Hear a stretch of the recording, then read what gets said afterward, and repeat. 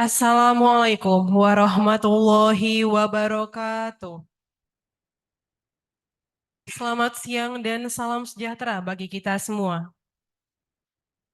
Yang mulia, Ketua Pengadilan Tinggi Medan, Bapak Dr. Andes Haji Panusunan Harhab Sarjana Hukum Magister Hukum. Yang terhormat, Hakim Tinggi Pengadilan Tinggi Medan, Bapak Dr. Berlian Napitupulu Sarjana Hukum Magister Humaniora, selaku pembicara pada hari ini. Hakim Tinggi Pengadilan Tinggi Medan, Bapak Dr. Dahlan Sinaga, Sarjana Hukum, Magister Hukum, selaku moderator pada hari ini. Hakim Tinggi, Hakim Ad Hoc, dan Hakim Justisi Pengadilan Tinggi Medan, yang kami hormati, Panitra dan Sekretaris Pengadilan Tinggi Medan, Pejabat Struktural dan Fungsional Pengadilan Tinggi Medan, Ketua, Wakil Ketua, Hakim, dan aparatur peradilan Pengadilan Negeri Sewilayah Hukum Pengadilan Tinggi Medan yang saat ini sudah bergabung secara daring bersama kami melalui aplikasi Zoom Meeting. Seraya memanjatkan puji syukur kehadirat Allah Subhanahu wa Ta'ala, Tuhan yang Maha Kuasa, yang telah melimpahkan rahmat dan karunia-Nya, sehingga kita dapat berkumpul pada acara Pembinaan Teknis dan Administrasi Yudisial Pengadilan Tinggi Medan dan Pengadilan Negeri Sewilayah Hukum Pengadilan Tinggi Medan pada hari ini, Jumat, tanggal 1 Maret 2024. Sebelum memulai acara ini, saya akan membacakan susunan acara.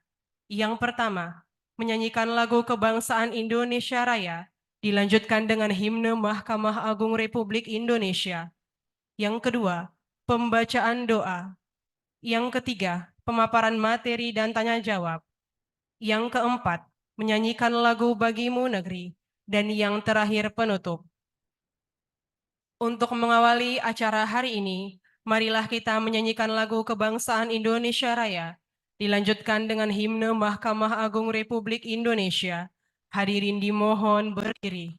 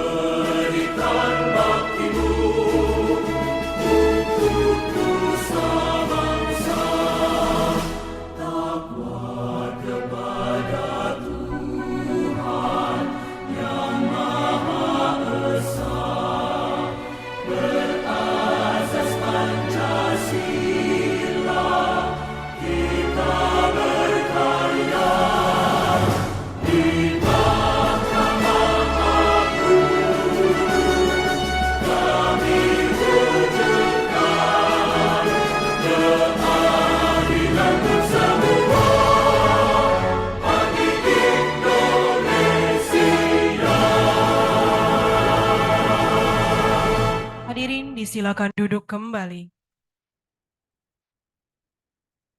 Selanjutnya, pembacaan doa yang dipimpin oleh Bapak Syaiful Amri Nasution Ahli Madya, Pengelola Teknologi Informasi Pengadilan Tinggi Medan.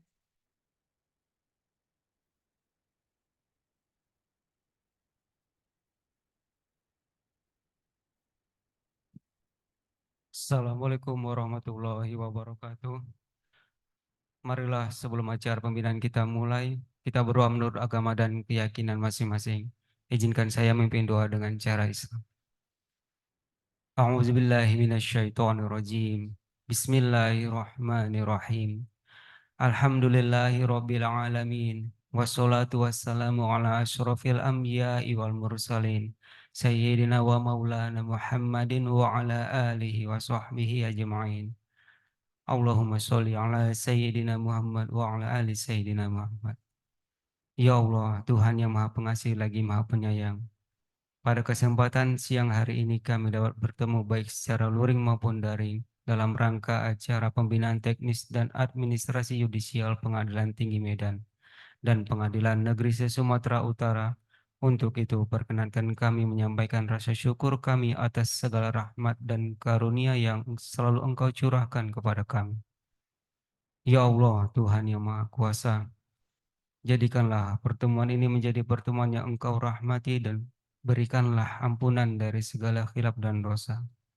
Ya Allah, ya Tuhan kami, sesungguhnya Engkaulah satu-satunya yang dapat membimbing kami dalam melaksanakan dan mematapkan tugas-tugas yang kami emban. Jadikanlah niat-niat tugas dan pekerjaan kami sebagai nilai ibadah kami di hadapan-Mu.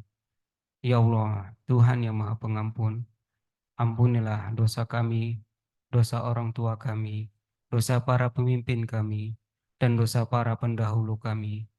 Tempatkanlah kami dan mereka semua ke dalam lingkungan rahmat dan ampunan-Mu. Ya Allah, terimalah doa kami.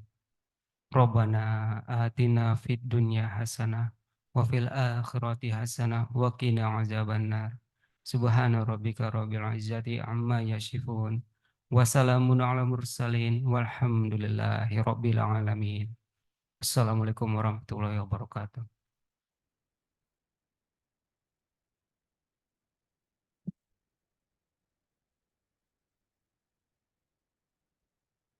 Bapak Ibu hadirin yang kami hormati, marilah kita simak bersama pemaparan materi dengan topik Hukum Persaingan Usaha dan Praktik Pelaksanaannya di Indonesia yang dibawakan oleh Hakim Tinggi Pengadilan Tinggi Medan, Bapak Dr. Berlian Napitupulu, Sarjana Hukum Magister Humaniora selaku pembicara, dan Hakim Tinggi Pengadilan Tinggi Medan, Bapak Dr. Dahlan Sinaga, Sarjana Hukum Magister Hukum selaku moderator, serta Panitera Pengganti Pengadilan Tinggi Medan, Bapak Ali Yaman, Sarjana Hukum selaku notulen.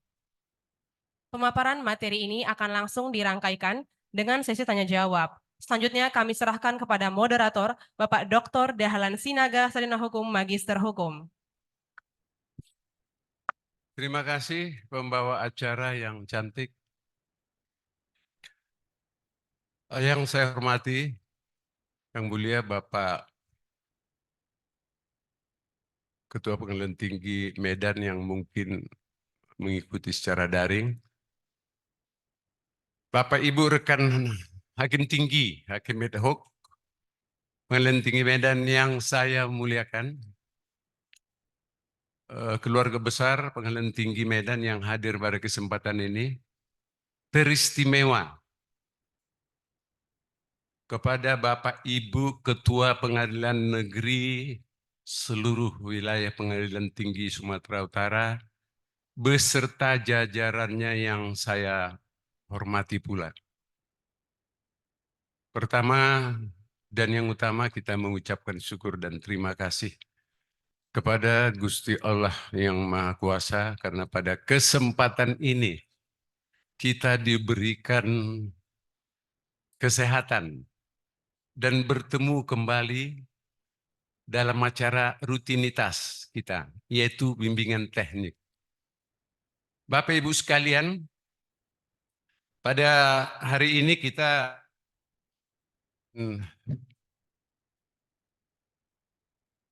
mendengarkan paparan yang akan dibawakan Bapak Dr. B. Napitupulu.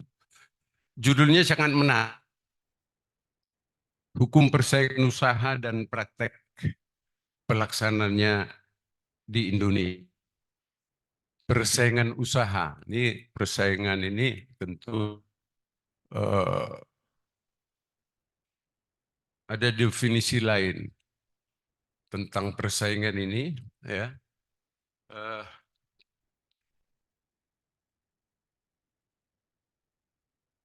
Terutama di dalam kehidupan kita sehari-hari,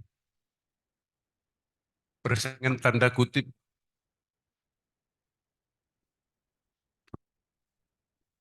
ujian masuk perguruan tinggi, ya. Ini tentu merupakan perlombaan level tinggi yang diadakan pemerintahan untuk memperlombakan beberapa materi untuk bisa lolos menjadi mahasiswa. Dan Bapak Ibu sekalian, baru-baru ini juga tentu Bapak Ibu sudah mendengar adanya persaingan juga ini, termasuk persaingan calon hakim agung. Nah ini. Kita perlu aplaus dan mengucapkan syukur terima kasih karena dari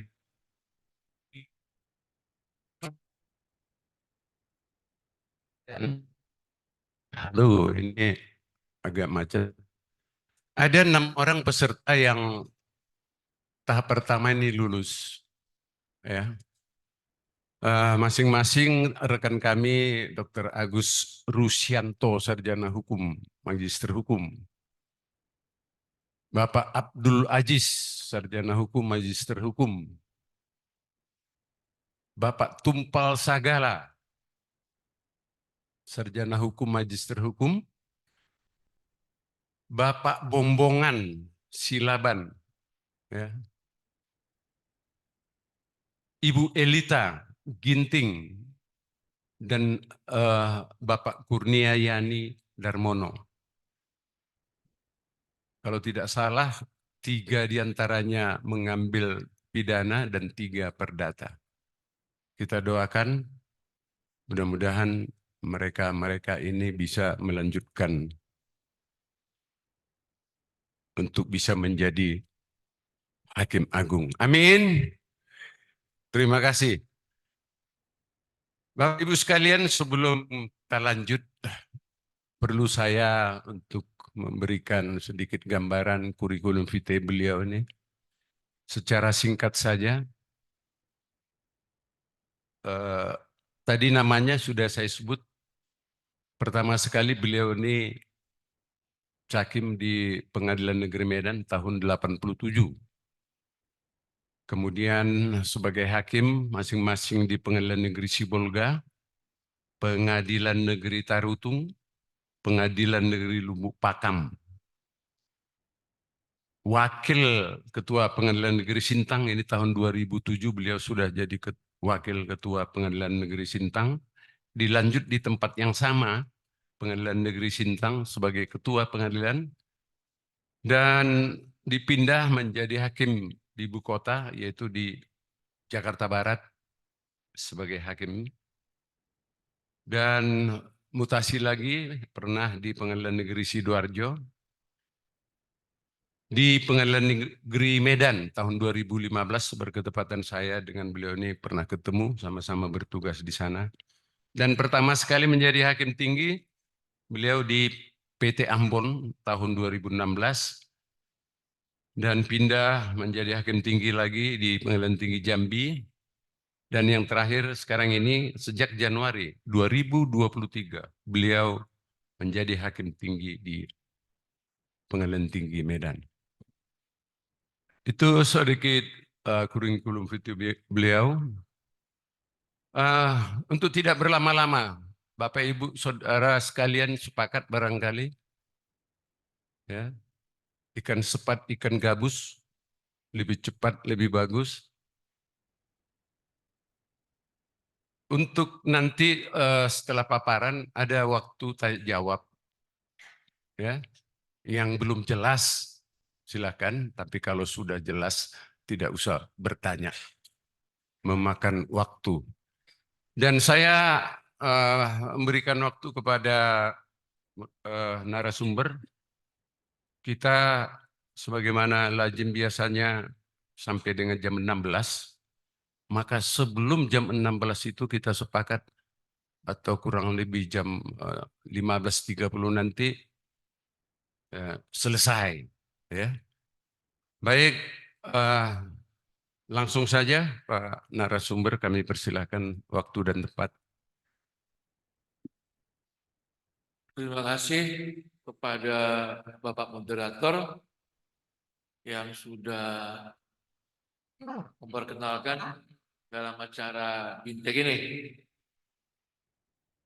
Yang kami hormati Yang Mulia Bapak Ketua Pengadilan Tinggi Medan yang kemungkinan juga mengikuti acara ini secara daring. Bapak Ibu Hakim Tinggi maupun Hakim ad hoc yang hadir secara langsung di acara BINTEK sore hari ini. Yang terhormat Bapak Ibu Ketua Pengadilan Negeri sewilayah Pengadilan Tinggi Medan, Bapak Ibu rekan hakim sewilayah Pengadilan Tinggi Medan, Bapak Ibu pejabat struktural baik di kepaniteraan maupun di sekretariatan, dan juga bagi Bapak Ibu yang tidak kami sebut satu persatu, juga kami sampaikan salam sehat buat kita semua. Assalamualaikum warahmatullahi wabarakatuh. Selamat siang, salam sejahtera, Om Swastiastu, Om Namo Buddhaya, salam kebajikan. Seperti tadi oleh Bapak Moderator telah disampaikan bahwa topik yang akan disampaikan pada saat ini yaitu tentang hukum persaingan usaha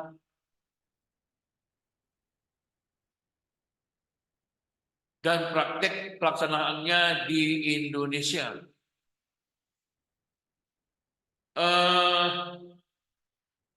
Bahwa kita ketahui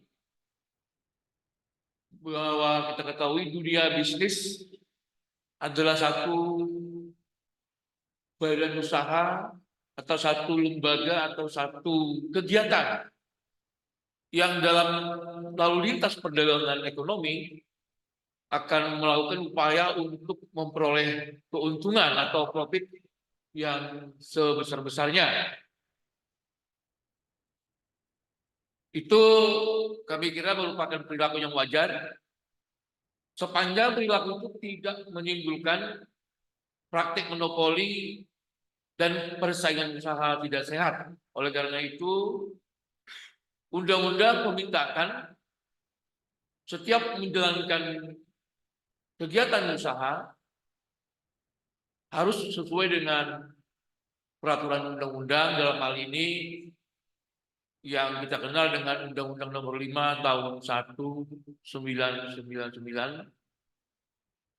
Sehingga dengan demikian dunia bisnis akan mendorong terciptanya suatu iklim usaha yang kita harapkan berlaku dengan sehat. Demikian pula tentunya dengan persaingan usaha yang sehat dan wajar,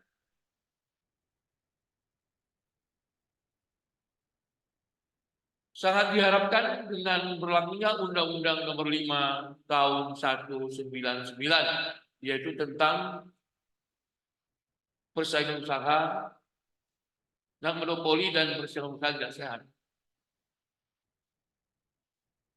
Salah satu peranan hukum yang kita ketahui di Indonesia adalah untuk mengatur dan menjaga kegiatan ekonomi di Indonesia agar dapat berjalan tertib dan seimbang.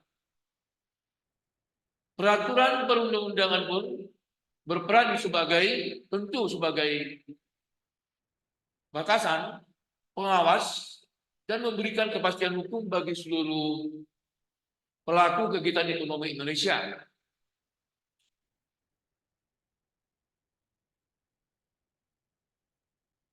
Dan selain melalui undang-undang, untuk mengatasi masalah-masalah yang terjadi dalam persaingan dunia usaha di Indonesia,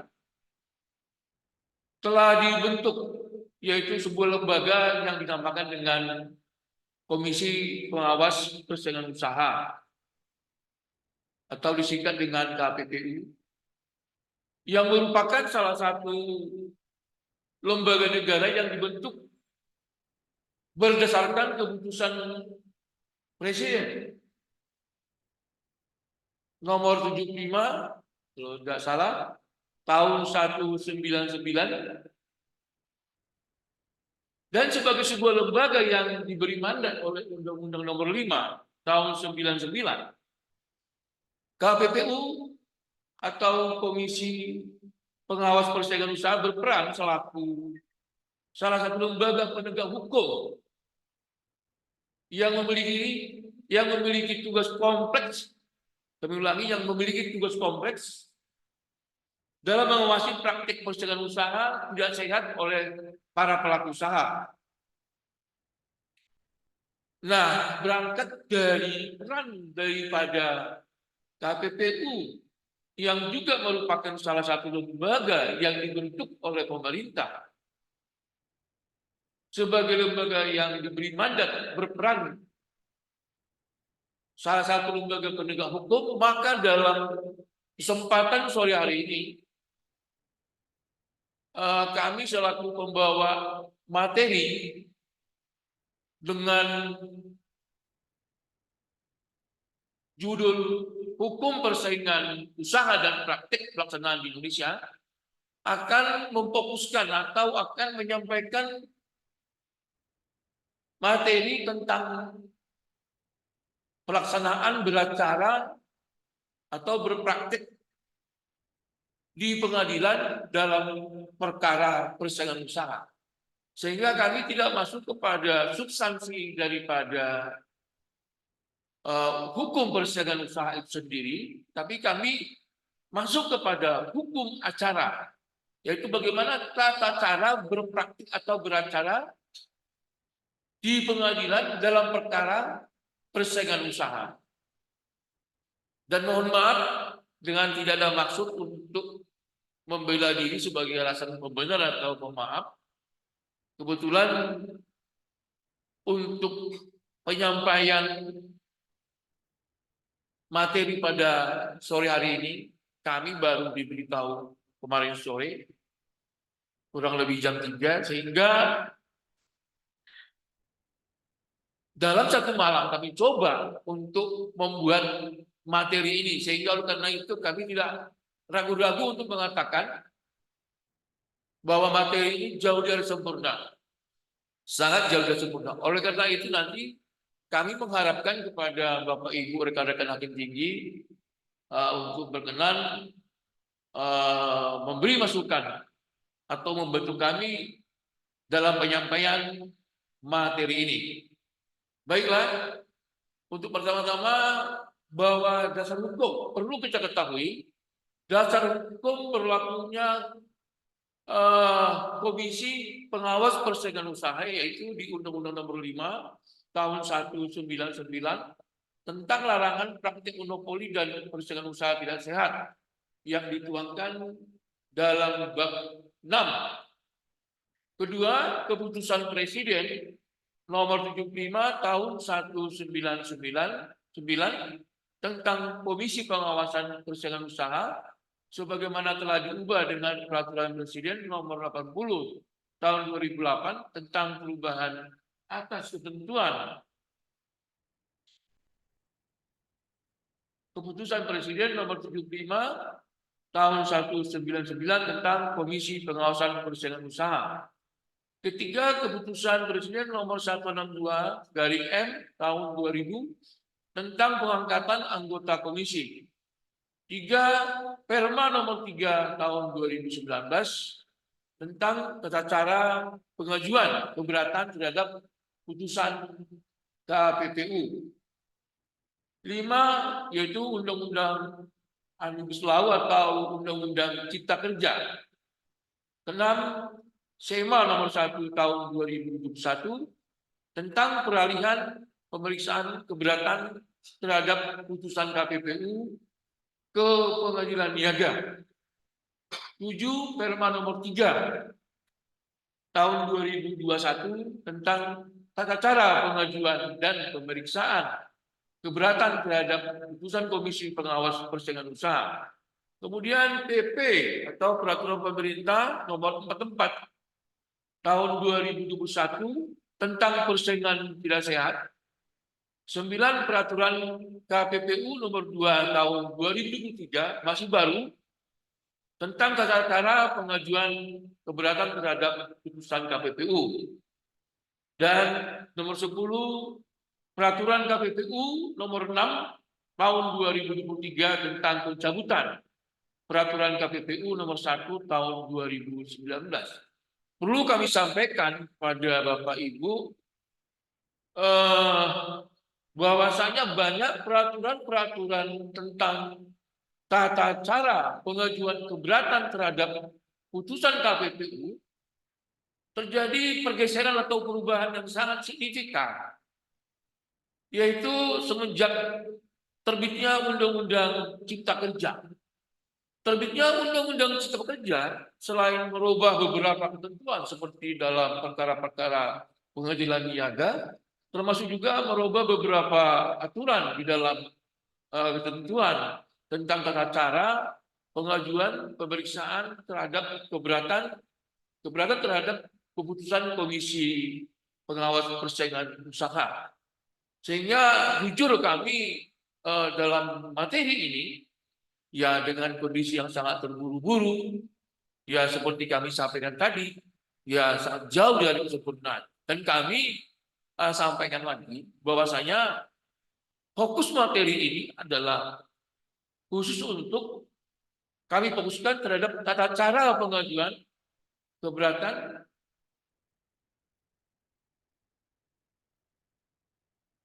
terhadap putusan Komisi Pengawas Persaingan Usaha. Kami lanjutkan. Namun demikian, kami kiranya perlu juga menyampaikan beberapa ruang lingkup daripada Undang-Undang Nomor 5, sekedar hanya untuk pengenalan saja. Kami tidak akan bahas di sini, hanya sekedar menyampaikan sebagai pengenalan, yaitu dalam Undang-Undang Nomor 5 tahun 1999 ada tiga pengaturan yang diatur tentang substansi daripada Undang-Undang Nomor 5, yaitu yang pertama perjanjian yang dilarang, yang diatur dalam pasal 4 sampai dengan pasal 16, yang terdiri dari oligopoli, penetapan harga, pemboikotan, kartel, trust, oligopsoni, integrasi vertikal, perjanjian tertutup, perjanjian dengan pihak luar negeri, pembagian wilayah. Itulah salah satu bagian atau ruang lingkup dari Undang-Undang Nomor 5 tahun 1999 yang muatannya merupakan perjanjian yang dilarang. Yang kedua, ruang lingkupnya yaitu kegiatan yang dilarang. Kalau yang pertama tadi perjanjian yang dilarang, sekarang kegiatan yang dilarang yaitu pasal 17 sampai dengan pasal 24, yaitu mengatur tentang monopoli, monopsoni, penguasaan pasar, kemudian persekongkolan. Lalu yang ketiga, penyalahgunaan posisi dominan yang diatur dalam pasal 25 sampai pasal 29, yaitu jabatan rangkap, pemilikan saham, penggabungan, peleburan, dan pengambilan saham.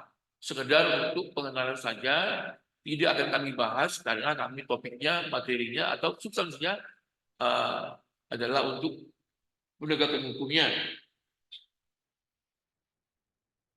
Ada perlunya kami sampaikan juga bahwa apa yang dimaksud dengan monopoli dalam Undang-Undang Nomor 5 Pasal 1 menyebutkan monopoli adalah penguasaan atas produksi dan atau pemasaran barang dan atau atas penggunaan jasa tertentu oleh satu pelaku usaha atau satu kelompok pelaku usaha. Sementara itu, yang dimaksud dengan praktik monopoli adalah pemusatan kekuatan ekonomi oleh satu atau lebih pelaku usaha yang mengakibatkan dikuasainya produksi dan atau pemasaran atas barang dan atau jasa tertentu sehingga menimbulkan persaingan usaha tidak sehat dan dapat merugikan kepentingan umum. Yang ketiga yaitu persaingan usaha tidak sehat adalah persaingan antar pelaku usaha dalam menjalankan kegiatan produksi dan atau pemasaran barang atau jasa yang dilakukan dengan cara tidak jujur atau melawan hukum atau menghambat persaingan usaha.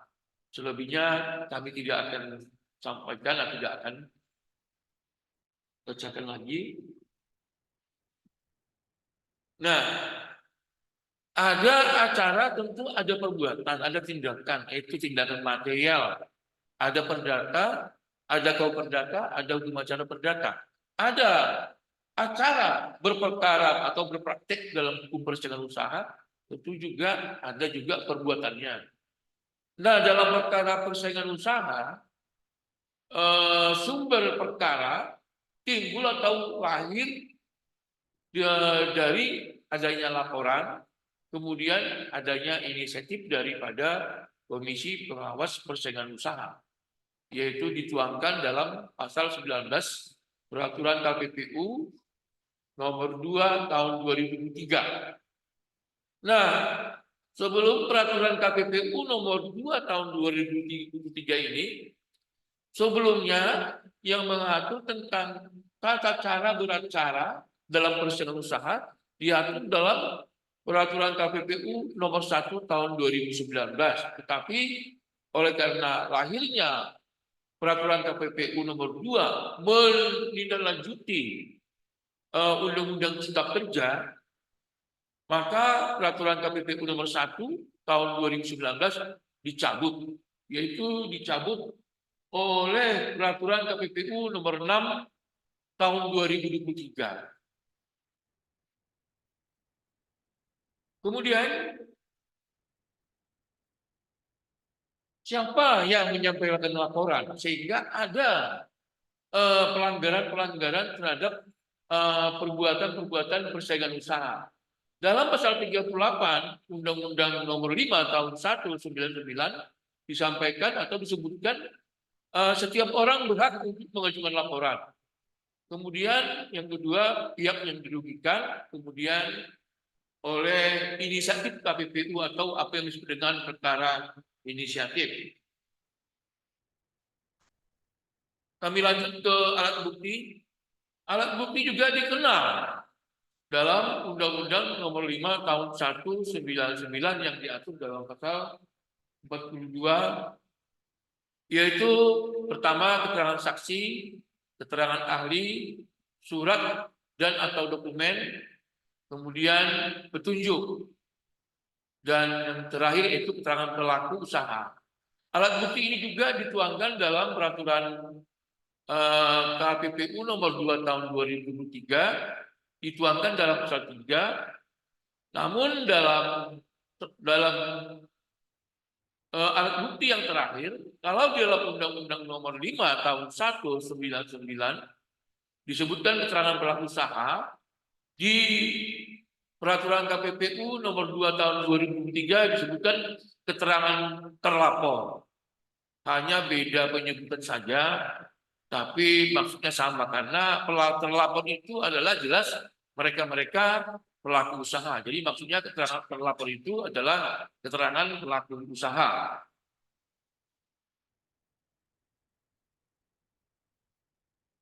Kami langsung masuk ke materi. Dalam pasal 106 Peraturan KPPU nomor 2 tahun 2023, ini masih baru sekali peraturannya, masih baru, banyak merubah ketentuan atau aturan-aturan yang dituangkan dalam peraturan KPPU nomor 1 tahun 2019. Dan perubahannya itu sangat signifikan. Ya, kami juga tadi malam baru tahu ini. Setelah diberi tugas untuk penyampaian hari ini, kami gali coba di malam. Di sini bahwasanya terhadap pelanggaran-pelanggaran yang dilaporkan ke KPPU, baik itu pelanggaran oleh pelaku usaha yang dilaporkan oleh pihak yang dirugikan, ataupun yang diperiksa atas inisiatif daripada KPPU, maka upaya terakhir daripada laporan tadi dilakukan penyelidikan, ya, dilakukan penyelidikan sampai kepada pemberkasan tentunya. Setelah semua laporan yang menyangkut laporan ini dikumpulkan, termasuk pemeriksaan pelapor, pemeriksaan saksi, pemeriksaan terlapor, kemudian juga termasuk dokumen-dokumen, bahkan pemeriksaan ahli, maka akhir dari semua itu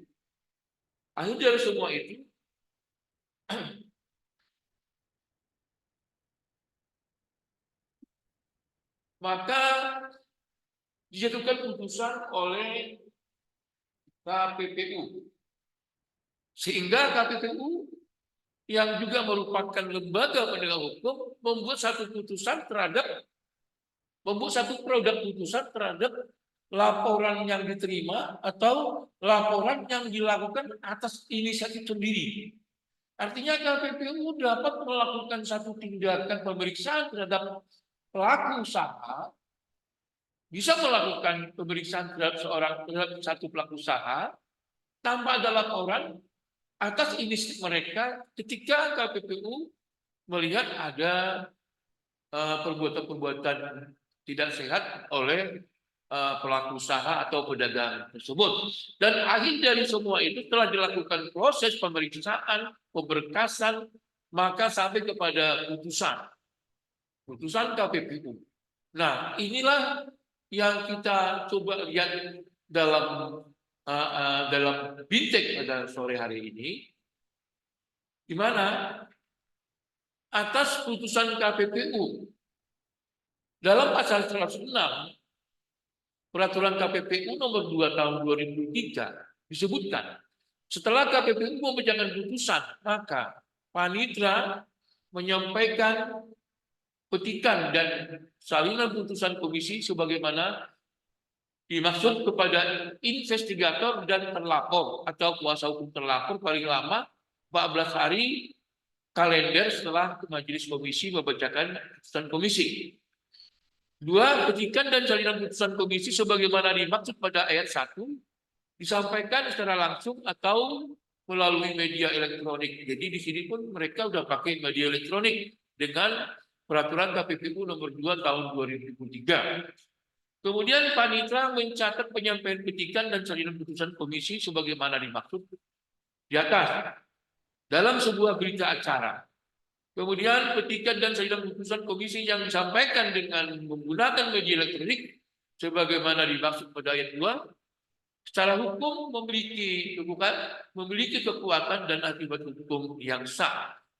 Selanjutnya, salinan keputusan komisi sebagaimana dimaksud pada ayat 1 diumumkan kepada publik melalui laman komisi.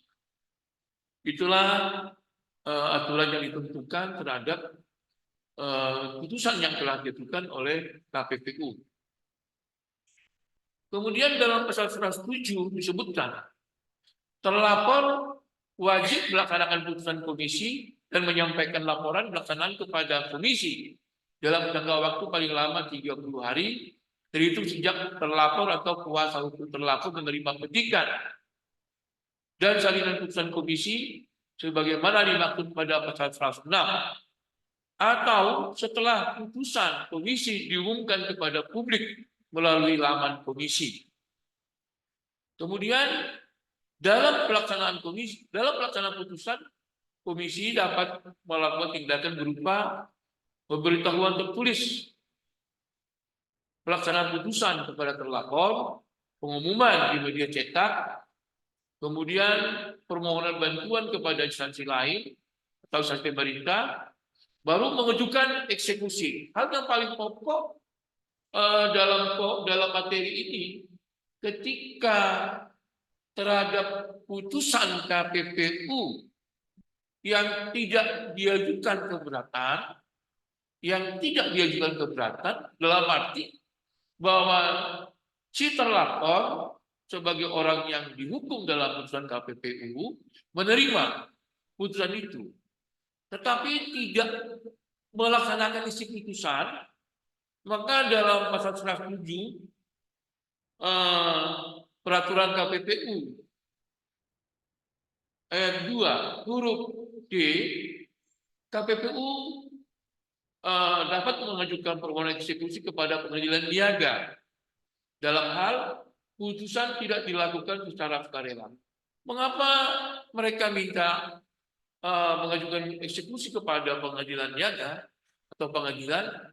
Adalah karena putusan KPPU tidak dimuat atau tidak tertera ira-ira demi keadilan berdasarkan ketuhanan Yang Maha Esa, sehingga untuk ada suatu kekuatan eksekusi, maka terhadap putusan yang walaupun tidak diajukan keberatan oleh si terhukum atau terlapor, untuk pelaksanaan eksekusi tetap KPPU mengajukan kepada pengadilan.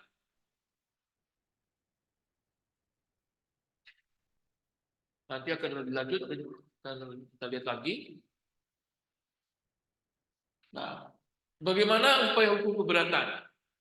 Sebelum kita masuk ke Perma nomor 3 tahun 2021 yang khusus mengatur tentang tata beracara di persidangan pengadilan negeri, dalam pasal 14 ayat 2 Undang-Undang nomor 5 tahun 199 dan pasal 19 PP nomor 44 tahun 2021. PP ini adalah tindak lanjut daripada Undang-Undang Cipta Kerja, ya, 2021. Di sana dinyatakan pelaku usaha dapat mengajukan keberatan kepada pengadilan niaga sesuai domisili pelaku usaha selambat-lambatnya 14 hari kerja setelah menerima pengetahuan putusan komisi. Kedua, pemeriksaan keberatan di pengadilan niaga sebagaimana dimaksud pada ayat 1 dilakukan baik menyangkut aspek formil maupun material atas fakta hukum, atas fakta yang menjadi dasar putusan komisi. Ketiga, pemeriksaan sebagaimana dimaksud dilakukan dalam jangka waktu paling cepat 3 bulan dan paling lama 12 bulan, kecuali ditentukan dalam peraturan pemerintah ini. Ayat 4, kecuali ditentukan lain dalam peraturan pemerintah ini, tata cara pemeriksaan keberatan di pengadilan niaga dilakukan sesuai dengan hukum acara perdata.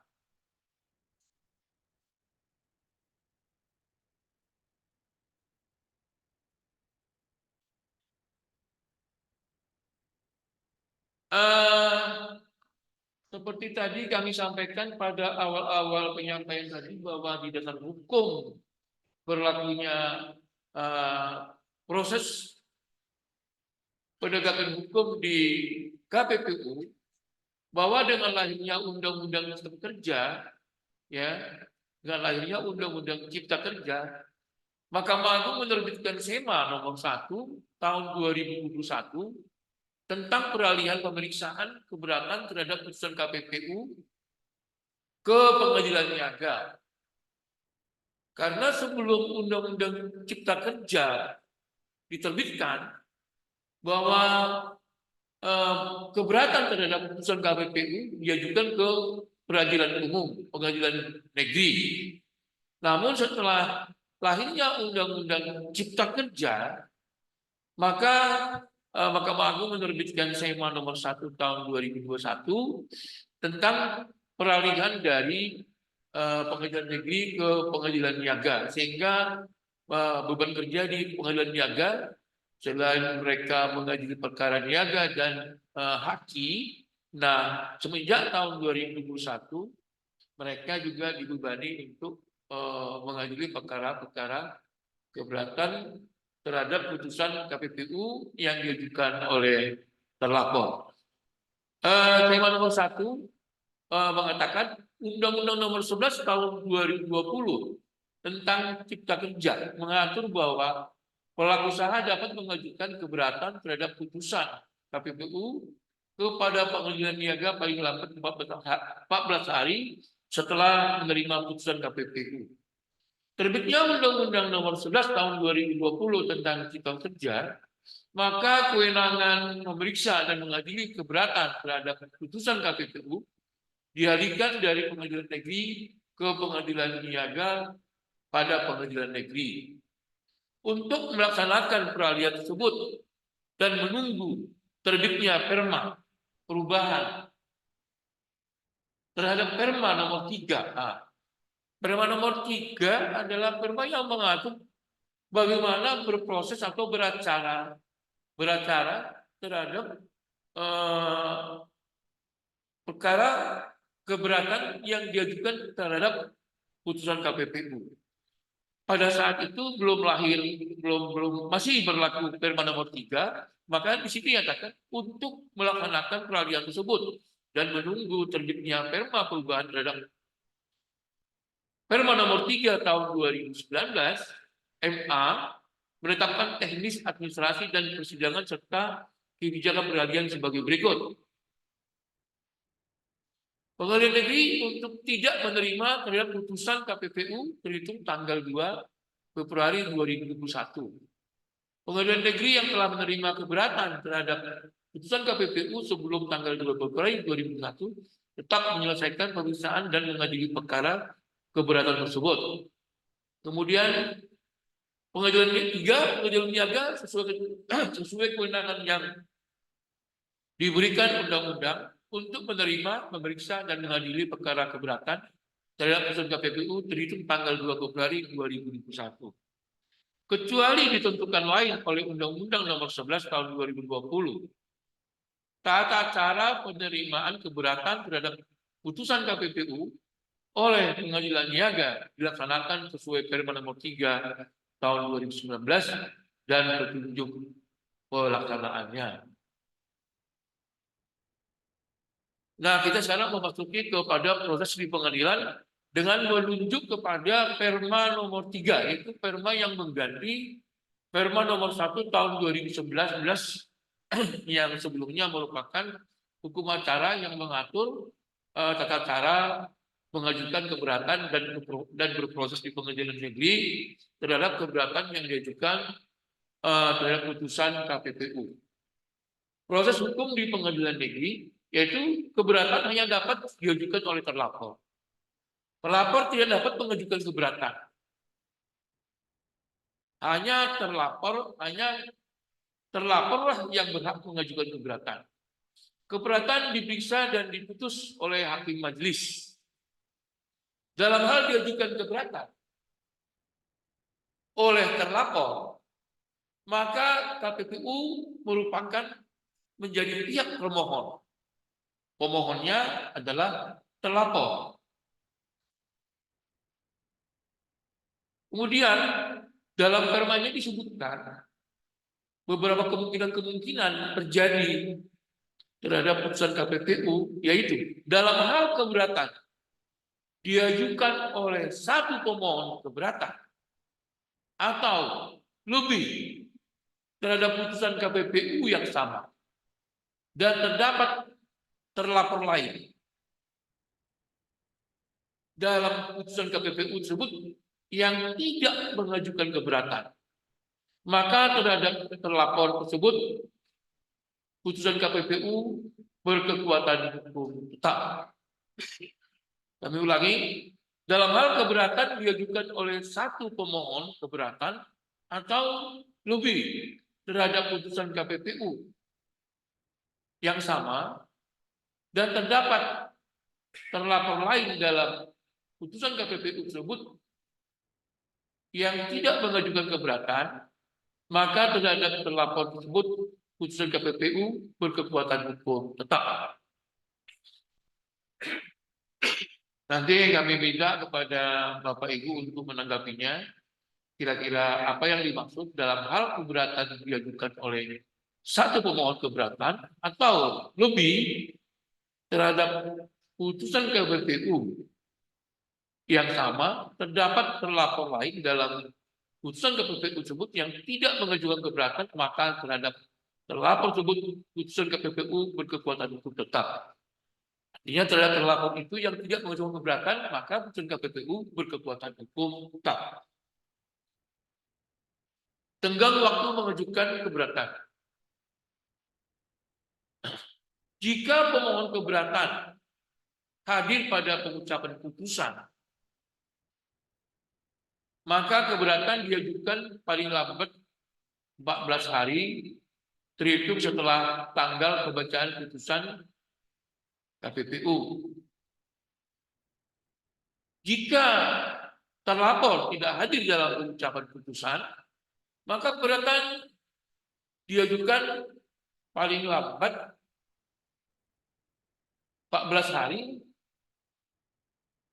terhitung setelah tanggal pemberitahuan putusan KPPU. Keberatan diajukan melalui kepanitiaan pengadilan niaga sesuai dengan cara pendaftaran keberatan. Dalam hal keberatan diajukan oleh lebih dari satu pemohon keberatan.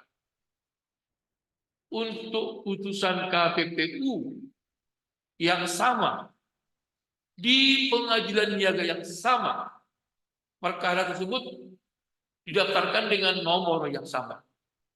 Dalam hal keberatan diajukan oleh lebih dari satu pemohon keberatan. Untuk putusan KPPU yang sama di pengadilan negeri yang sama, perkara tersebut didaftarkan dengan nomor yang sama. Syarat pengajuan keberatan. Dalam Perma nomor 3 tahun 2021, pasal 4 disebutkan syarat pengajuan keberatan yaitu pemohon keberatan wajib menyerahkan surat kuasa. Nah, artinya bahwa beracara di KPPU itu berlaku apa yang disebut dengan mewakili atau advokat atau penasihat hukum atau pengacara, sehingga di dalam pasal 4 disebutkan syarat pengajuan keberatan, pemohon keberatan wajib menyerahkan surat kuasa. Itu disebutkan dalam Perma nomor 3 tahun 2021. Kemudian wajib membuat atau alasan keberatan. Wajib membuat alasan keberatan terhadap putusan KPPU yang dimohonkan keberatan tersebut. Kemudian menyerahkan salinan putusan KPPU. Selanjutnya memberikan salinan jaminan bank yang dilegalisir jika putusan KPPU memuat sanksi tindakan administratif berupa denda.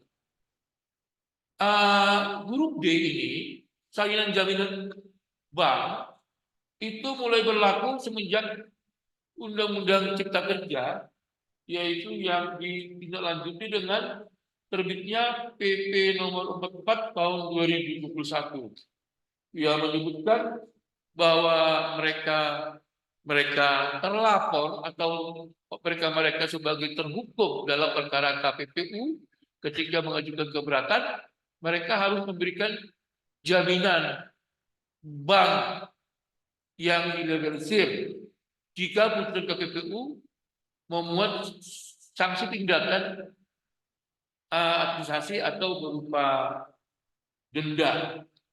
Dalam PP nomor 44 ini disebutkan beberapa ketentuan, beberapa hal yang mengatur tentang jumlah daripada jaminan tersebut. Kemudian juga dalam perma nomor 3 dibenarkan mengajukan keberatan dengan menggunakan administrasi perkara elektronik. Ya, ini mungkin mirip dengan e-court mungkin. Sesuai dengan sistem informasi pengadilan. Jadi untuk perkara keberatan pun terhadap putusan KPPU dibenarkan diajukan secara elektronik.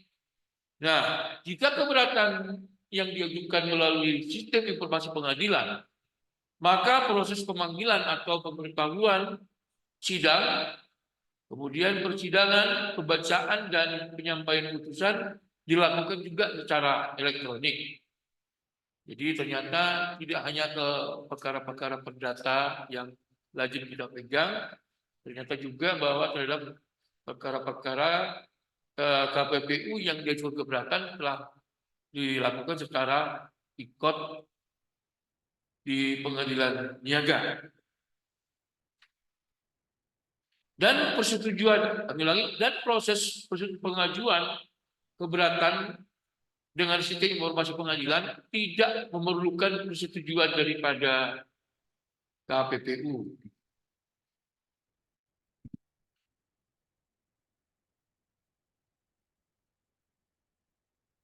Nah, di sini ini udah masuk ke teknis, yaitu penanganan keberatan yang lebih dari 1 orang. Di sini dinyatakan jika diajukan keberatan lebih dari 1 terhadap putusan KPPU yang sama di PN Niaga yang sama, tapi terdaftar dengan nomor yang berbeda, KPN menunjuk salah satu majelis untuk menangani penggabungan keberatan tersebut dan tebusan kepada majelis yang tidak menangani keberatan. Ini masih termasuk hal yang baru, yaitu jika diajukan keberatan lebih dari satu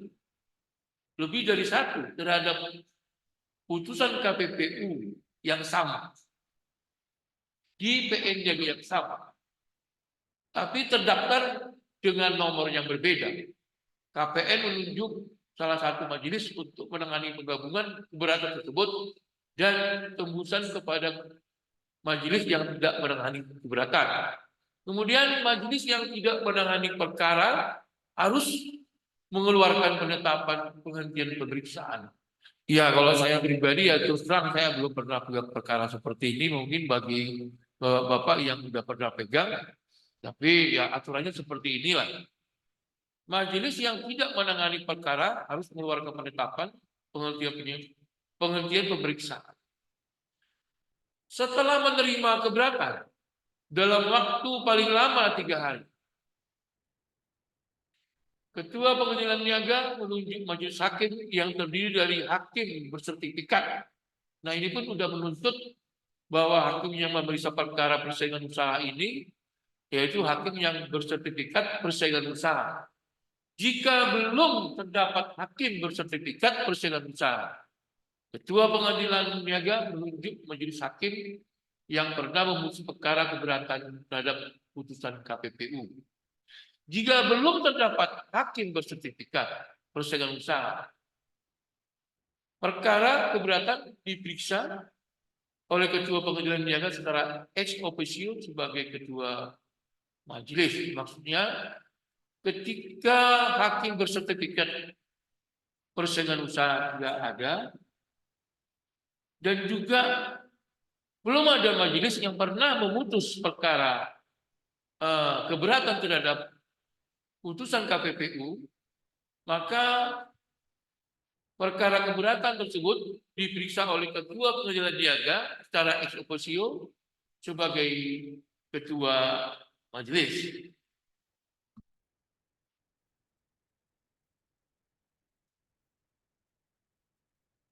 Kemudian, jika keberatan diajukan lebih dari satu pemohon keberatan untuk putusan KPPU yang sama, tetapi berbeda tempat kedudukan hukumnya, KPPU dapat mengajukan permohonan tertulis kepada Ketua Mahkamah Agung untuk menunjuk salah satu pengadilan niaga disertai dengan usulan tempat pengadilan niaga yang akan memeriksa keberatan tersebut. Permohonan ditembuskan KPPU kepada seluruh ketua pengadilan niaga yang menerima permohonan keberatan. Pengadilan niaga yang menerima tembusan permohonan tersebut harus menghentikan pemeriksaan dan menunggu penunjukan dari Mahkamah Agung. Izin, mohon maaf, ini narasumber waktu tinggal 5 menit. Silakan dilanjut, Pak. Oke, tinggal 5 menit ya.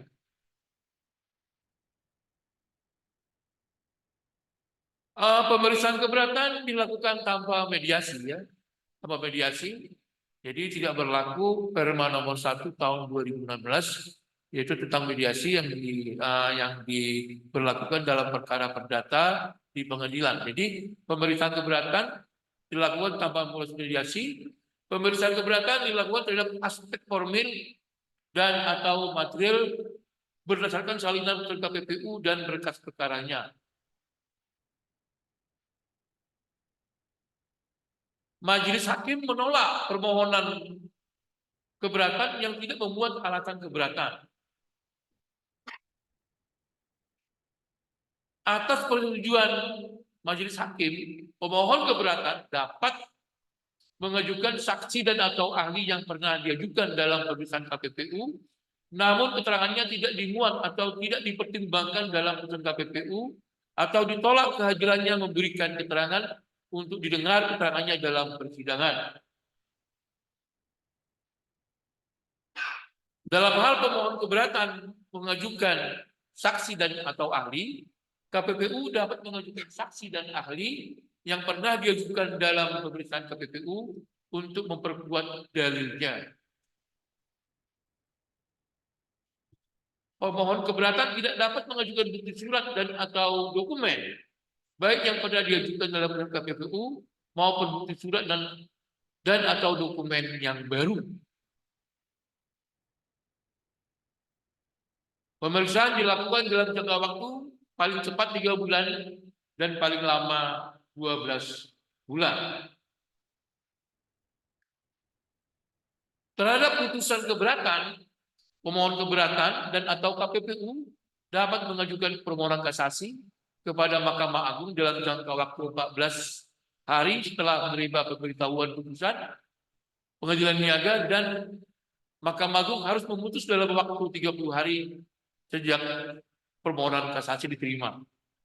Pelaksanaan putusan KPPU,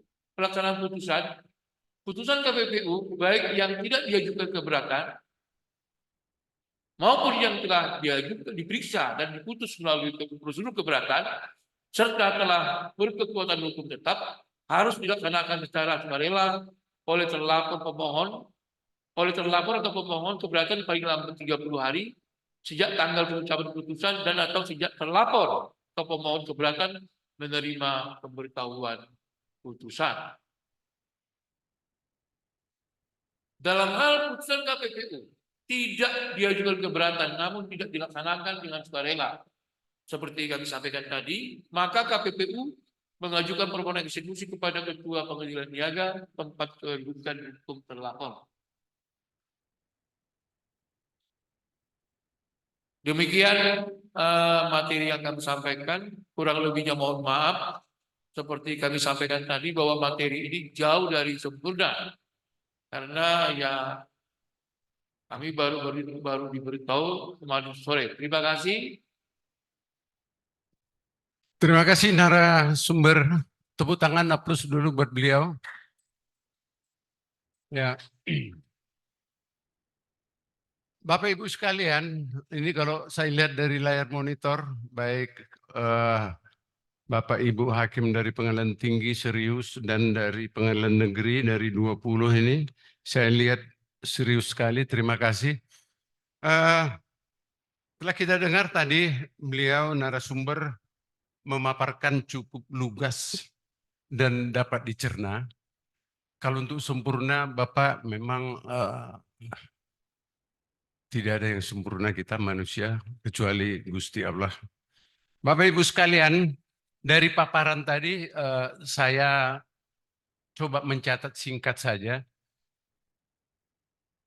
bahwa apa yang diutarakan oleh narasumber saya katakan tadi cukup sistematis dan lengkap. Dimulai dari tadi regulasi yang kaitannya dengan judul ya, hukum persaingan usaha, ini nomor 5 tahun 1999.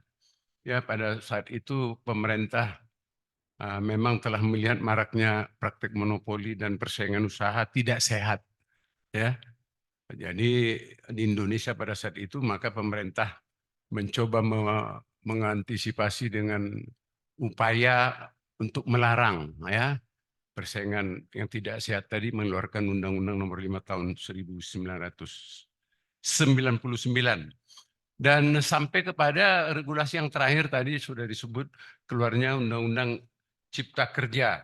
Ya, jadi ada hal yang penting, satu poin dengan keluarnya Undang-Undang Cipta Kerja tadi ada peralihan pemeriksaan keberatan ya, putusan ke KPPU menjadi ke pengadilan niaga. Maka dikeluarkanlah SEMA nomor 1 tahun 2021.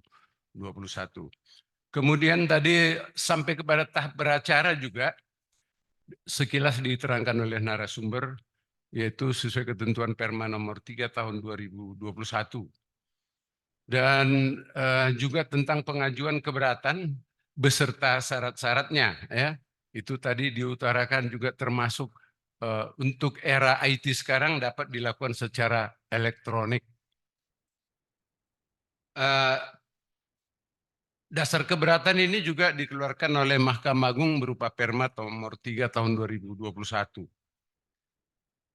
Termasuk di dalamnya bagaimana tata cara pemeriksaan keberatan.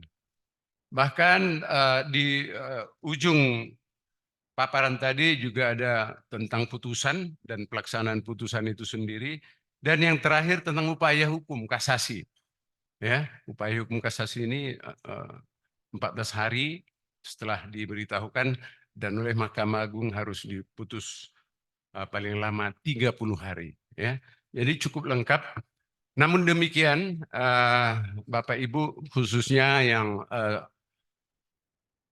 saya hormati Ketua, Wakil Ketua, Bapak Ibu di Pengadilan Negeri setempat beserta jajarannya barangkali ya, karena memang ada kesempatan ini paksa paling lama 10 menit karena sudah lewat tadi setengah 4 sore. Silahkan yang mau bertanya secara langsung sekarang juga boleh, tapi melalui WA di chatting juga boleh, nanti narasumber akan menjawabnya secara jabri. Jadi jangan khawatir Bapak Ibu yang ada di daerah kalau ada yang penting ditanya. Kami persilahkan, mungkin ada, coba. Belum ya. Jadi saya melihat di sini ada yang sudah mulai pegang HP, mungkin pertanyaannya akan melalui chatting, melalui WA. Nanti narasumber dan Bapak Hakim Tinggi, Ibu juga bisa menjawabnya. Oh ada, Sidik Kalang. Ya, to the point, cepat. Sidik Kalang, silakan.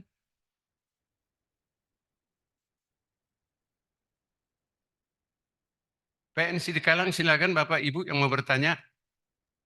Oke, baik. Terima kasih, Pak. Saya Satria dari Pengadilan Negeri Sidikalang. Saya mau bertanya perihal alat bukti, Pak.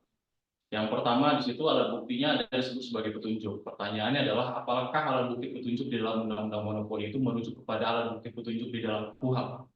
Karena sebagaimana kita tahu bahwa persaingan usaha itu KPU tidak berwenang untuk menjatuhkan sanksi pidana, hanya administrasi saja.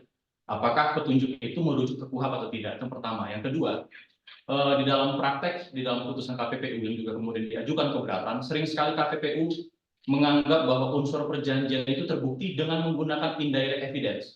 berupa meeting of mind, artinya adanya meeting of mind di antara para terlapor. Pertanyaannya, ketika itu diuji di dalam keberatan, indirect evidence itu atau meeting of mind itu oleh majelis keberatan di PN itu masuk ke klasifikasi alat bukti yang mana?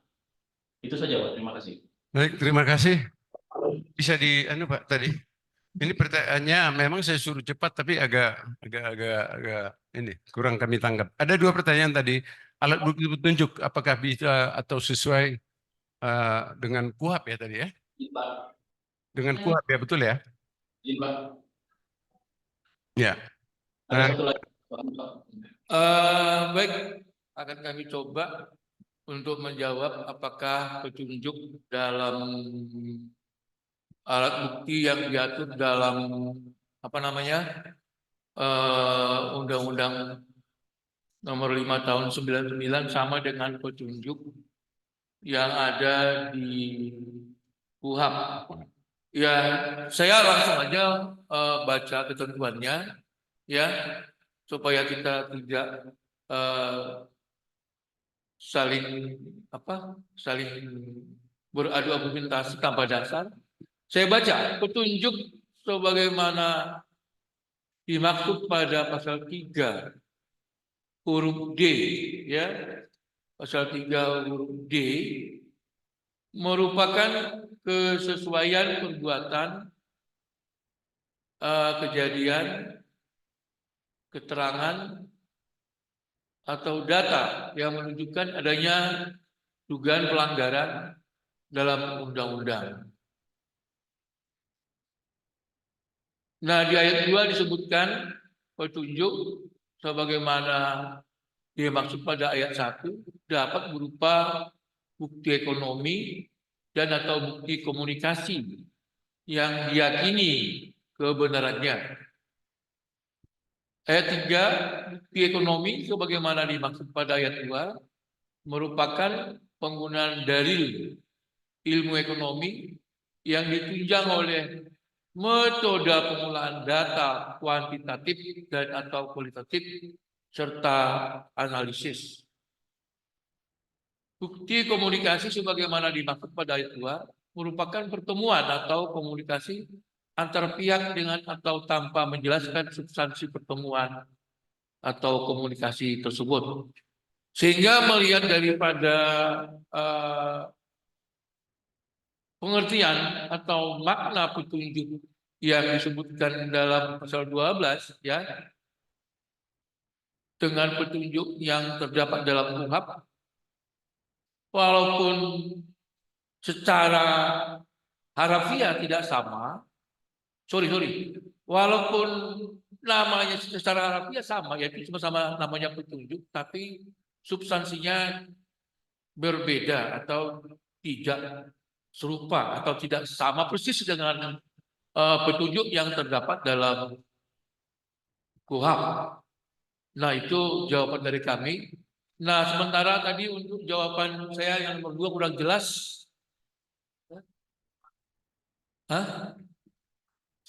Apa ya, Pak? Iya, pertanyaan nomor 2 tadi kurang jelas. Nanti akan kami jawab melalui chatting. Ya. Oke, demikian jawaban kami. Kurang jelas tadi, kurang jelas suaranya apa yang ditanyakan. Untuk itu nanti akan coba nanti di WA saja, akan kami jawab dengan WA. Sekian dan terima kasih. Baik, terima kasih Bapak narasumber. Mudah-mudahan apa yang sudah diberi jawaban Pengadilan Negeri Cikarang dapat puas dan tadi sudah diutarakan jika kurang pas nanti di chatting akan dijawab dengan baik. Mudah-mudahan tidak ada lagi yang akan bertanya, mungkin juga telah melihat waktu lewat dari 10 menit. Kami dari pelaksana Pengadilan Tinggi Sumatera Utara atas nama panitia, saya mengucapkan mohon maaf kalau ada kata-kata bahkan tata cara menyampaikan materi, dan juga kami sebagai moderator mohon maaf sekali lagi.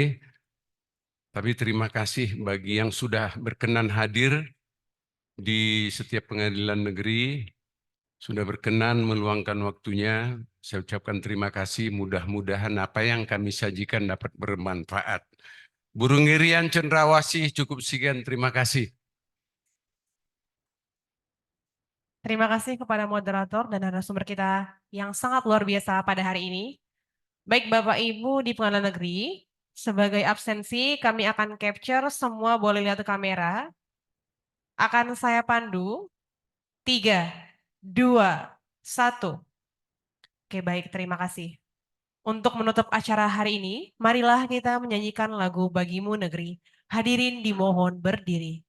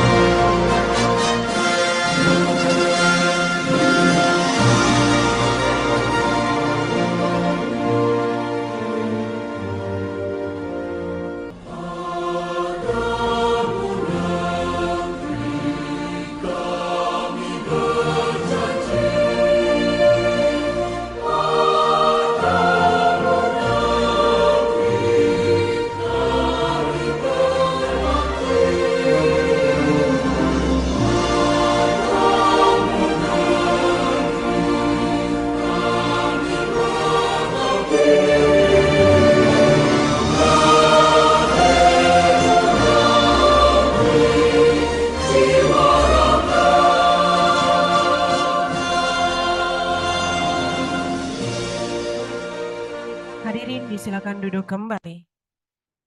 Bapak Ibu hadirin yang kami hormati, dengan telah selesainya dinyanyikan lagu Bagimu Negeri, maka berakhirlah acara pembinaan teknis dan administrasi yudisial Pengadilan Tinggi Medan dan Pengadilan Negeri Sewilayah Hukum Pengadilan Tinggi Medan pada hari ini. Kami mengucapkan terima kasih telah mengikuti rangkaian acara hingga acara ini selesai. Akhir kata, beli jeruk di beras tagi, waktu dimakan ternyata asam. Saya MC bernama Nida Syafwani, pamit undur diri dan wassalam. Wabillahi taufik wal hidayah. Wassalamualaikum warahmatullahi wabarakatuh.